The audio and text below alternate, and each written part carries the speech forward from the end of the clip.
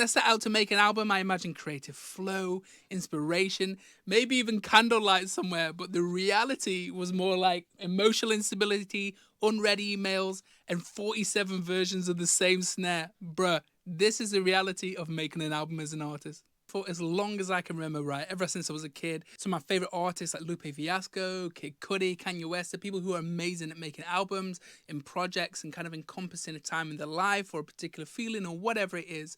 And so I grew up kind of wanting to pursue my dream, becoming a musician, like most people, playing open mics, getting involved in bands, doing whatever it is. Somewhere along that line, if you want to actually achieve that dream, unless you're, come from a super rich background or, you've got a big wad of cash hiding somewhere, you usually kind of need a musical home, if you will, like a record label usually to support you to go and make that. And so for me, kind of like a big dream of mine was to be able to get to a position where not only I could make music for a living as a songwriter, producer, whatever it is, but also that I could actually find a bunch of cool, like-minded people on a record label that believed in me enough to kind of pursue me and back me of making my very first album. Usually when you're a young artist or whatever and you're breaking through, there's always this hot kind of new buzz that you get when you kind of like word on the street, this person's coming around, oh, have you heard of this person? And, if you've got your kind of team at the time, or you might not have a team, you might just be putting songs out, whatever it is, you get a little bit of heat. There's usually like labels come sniffing around. They're trying to snap you up early. It's kind of like football academy energy, and they just want to, I don't know, there's some labels, they get into a bit of a bidding war. They're like, no, we want this person. We will come here, develop you. It's kind of like almost like transfer deadline day energy, There was a load of different labels sniffing around. I met with a bunch of people. But then I found my creative home, which was at Glassnote Records in the States. And one of the biggest reasons for me that I joined them was it was the only record label that just straight away. And one of the biggest reasons I ended up signing with Glassnote Records is they just put the money where the mouth is. We had a meeting. It wasn't like, let's see what happens, contract later, whatever. They were just like, here, this is what we want to offer. You'll probably get, bigger deals elsewhere. We're a creative family here. We believe in you, not just in the, first try, second try, whatever. We're here for the long run. We believe in your art and we believe in your music, which today, in this data-driven landscape that we're in right now, there's not a lot of people out there that are willing to take chance on art and musicianship first. For me, it was a no-brainer. I just struck a chord with the people there. The owner was such a vibe. I got to meet, the whole crew. I got to meet his family. And we just got on like a house on fire. And for me, it was like, wow, we're going to do dope things here because I feel loved, I feel backed, and I'm feeling like we're ready to take on the world right now, baby, and make a dope album. Also, one of the other big factors for me is that one of the people I was looking up to in Childish Gambino had just put out his album Awaken My Love on that record label, and I was like, wow, if these people were involved in that and they made this pop, I was like, okay, maybe we can do something here. The dream had come true. I'd signed on the dotted line. The label wasn't necessarily the dream itself or the contract. It was more like having that creative freedom, having that backing of like, finally, there's somebody who really believes in me and my music and is willing to kind of support me and being an artist and making art for a living like crazy and actually going to go and make an album. And there's, budget for this, there's a budget for that. All these ideas I've had for years and this music I've been making, it finally has a chance to be able to come to life and put it out there in a way, on a scale of which I could have never imagined. Everywhere, it was crazy. Usually at that point, it's like, okay, right, we're in, baby, we're ready to rock and roll. We got the team, we got the resources, like, let's go. And I just booked a bunch of different sessions in with a bunch of cool people and said, right, I'm just going to spend the next, year just completely writing music. I'm going to lock in and it's just going to go wild. I'm just going to write until the sun don't come home. And then at the end of it, come back and see what I've got. Everybody's creative process is different, but for me personally, I really put a lot of my identity into my art, into my music. I kind of write. I don't really go in with a fixed idea of this is the song going to be today. I never really come into a studio session with anything premeditated or anything that's coming before. It's usually none of that vibe. I just turn up and see what happens on the day. I very much like to create in the moments about what's going on in my life, what's happening right now, and kind of distill it into a vibe.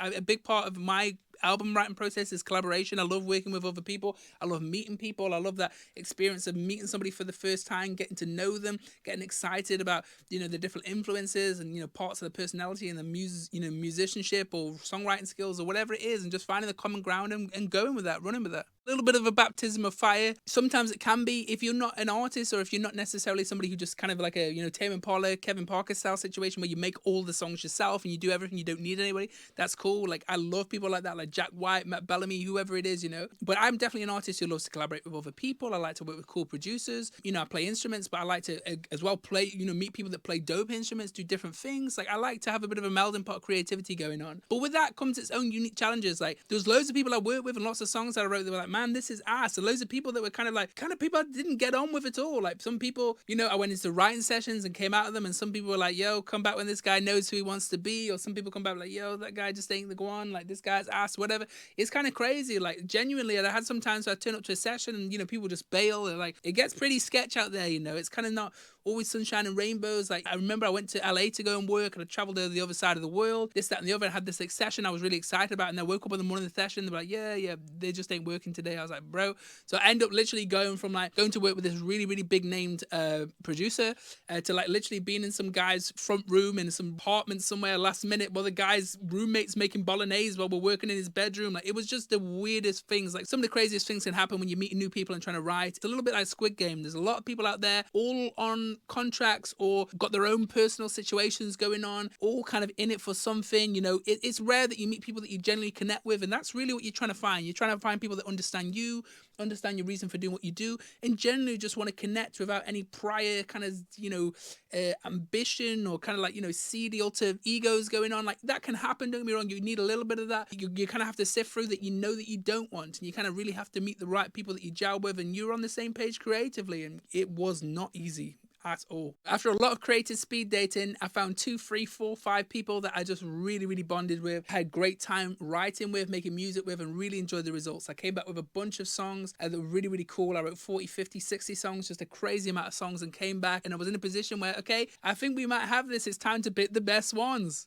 This is the biggest thing for me when making an album, is things are ever changing. Nothing is ever static. Nothing really is ever as it seems, and rarely goes to plan. That's my kind of golden rules, And so for me, I had these songs. I was like, this is really cool. I think this, very close to encapsulating me as an album, this, that, and the other. But then it's like, well, you don't just throw an album out tomorrow. You got to go and find some fans still. Hey, how about an EP? How about a single here? We build it up, da, da, da.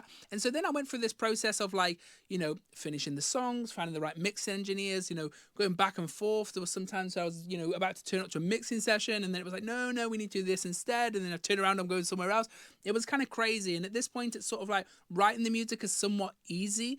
But then when you've got the music, you've got this kind of like, self-doubt, this sort of like, lots of cooks in the pot. Like, people think this about this song, or people like that song. People think this song would be cool if it had this. And it was kind of like, I think I was quite fortunate where I had a, quite a tight-knit team of people that I really trusted creatively. But it was still a nightmare, mainly because of me. I was overthinking everything. I thought that, like, if I change this one thing, that it's not me anymore. And if I do that, then, blah, blah, blah. It was just like a whole thing. And I feel a lot of it, to be honest, was just my own kind of like internal monologue and, kind of evolving in real time, and sort of maybe things not being exactly the way I thought they were, but then having this new thing that I never expected.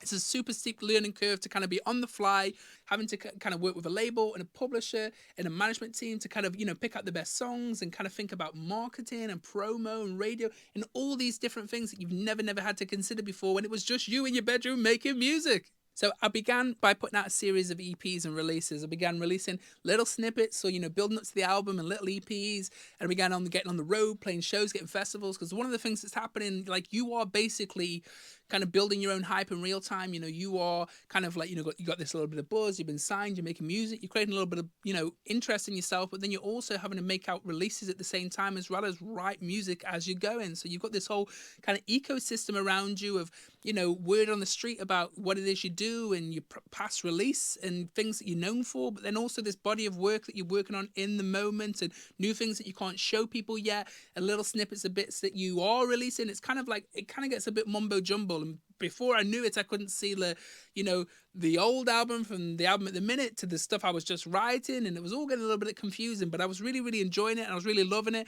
The songs I initially started to write were quite hip-hop driven, just kind of samples, loops, that kind of stuff. And then, I ended up writing stuff that was a little bit more kind of musical, a little more kind of, songwritery, that had a lot more live instrumentation. And it's like, well, how am I going to play that live? And then so the live show is evolving. It's all going a bit crazy, you know what I mean? It's kind of like a thing that's evolving, and I'm realizing, and it's all kind of changing, but in a positive way. Just as live ebbs and flows, I found that as an artist in real time, I was having my dream come true, but the goalposts are constantly moving, and I was constantly evolving as an artist. And I think, like any artist, probably behind the scenes of any project that you've loved or known or you're going to listen to in the future, there's kind of a whole backstory between how it started and how it got to the actual thing that you end up hearing at the end. It's never, ever, ever a straightforward journey, and it's always kind of wow.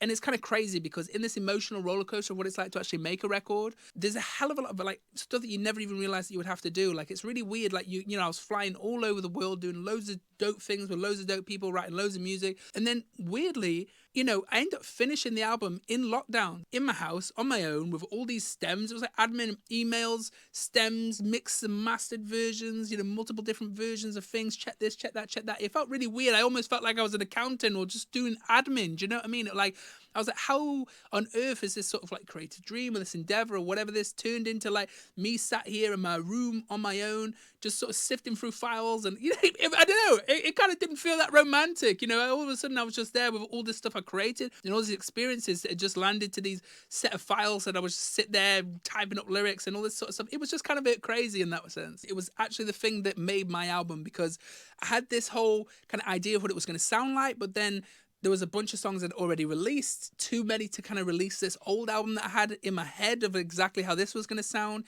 And then I had some new songs that sounded different. And so I was like, God, what do I do? I'm in kind of in creative no man's land. I put a bunch of different songs out.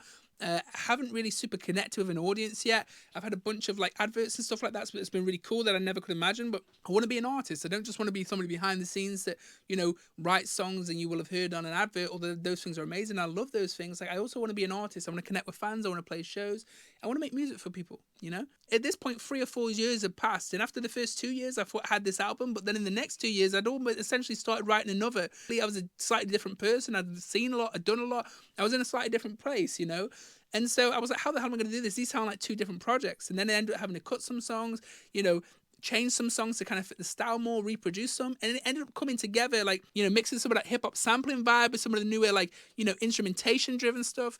And it ended up just coming and clashing them together, you know, smashing those 2 worlds together in a way that I never could have imagined. And it was only at the point to where, like, I was sat there thinking, God, has my dream died? That ended up being the birth of what was my first album, Hope Above Adversity. And it was absolutely crazy because, like, at the end of the day, it isn't necessarily, you know, the kind of carnage and the ups and downs and all the madness that, you know, all the things I imagine making an album would entail, you know, the super cool stuff, the kind of going to the sessions and all the cool flashy stuff that you imagine, you know, being a musician entailed.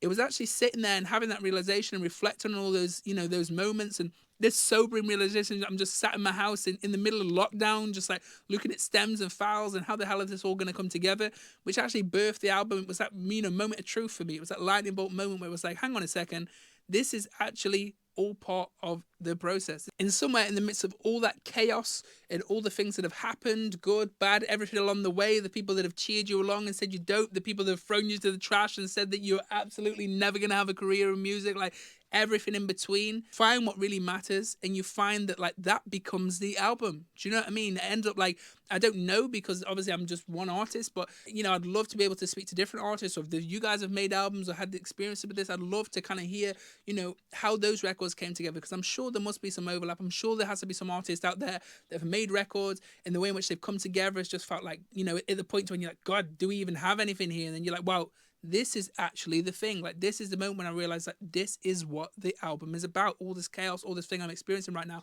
This is the work. This is the record. So yeah, making music is great, but making an album, whoo, that's personal growth wrapped up inside an existential crisis, you know. But for me, there was no greater feeling than all those things coming together and actually manifesting in a physical way that you can actually see, hear, and touch. Which is crazy. Absolutely crazy. You didn't half make me work for it, you bugger. And for some reason, I decided to do it all over again. So here I am in the future of that whole experience, doing it all over again. I must be mad. If you made it this far into the video, thank you so much. I appreciate the love. That was just my experience of making an album. Maybe you've made a record before. I'd love to know what the story of that was. Or maybe you're a creative that's made, you know, done it in some other way. Or maybe this is you getting your first unique insight on what it's like to make something like this. It ain't about the destination, but the things we learn along the way, y'all. Take care, and I'll see you in the next video. Peace.